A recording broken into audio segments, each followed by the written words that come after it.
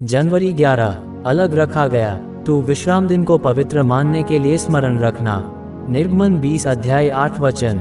आधुनिक भाषा में पवित्र का अर्थ अक्सर धार्मिक या आध्यात्मिक होता है, लेकिन बाइबल में पवित्र का अर्थ केवल अलग रखा गया होता है। इसका अर्थ है कुछ या कोई व्यक्ति जो बाकी सभी चीजों से अलग और विशिष्ट है। ईश्वर राष्ट्रों द्वारा ज्ञात किसी भी अन्य देवता से भिन्न है। प्रभु पवित्र है और उसने अपने लोगों को अलग अलग होने के लिए बुलाया है या पवित्र भी।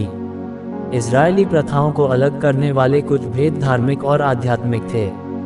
वे एक निश्चित तरीके से बलिदान चढ़ाते थे और पुजारी पूजा और मंदिर के संचालन के लिए विशिष्ट निर्देश रखते थे। अन्य प्रथाएं जो इस्राएल को अलग बनाती थीं, उनमें रोजमर्रा की चीजें शामिल थीं, जैसे भोजन, कपड़े और उनके साप्ताहिक कैलेंडर।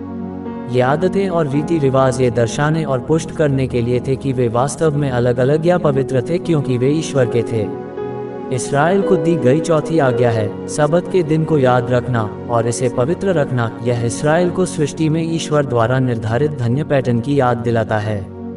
जिस तरह हमारे पवित्र निर्माता ने 6 दिनों तक काम किया और 7वें दिन विश्राम किया, उसी तरह वह अपने पवित्र लोगों को भी ऐसा करने के लिए कहता है।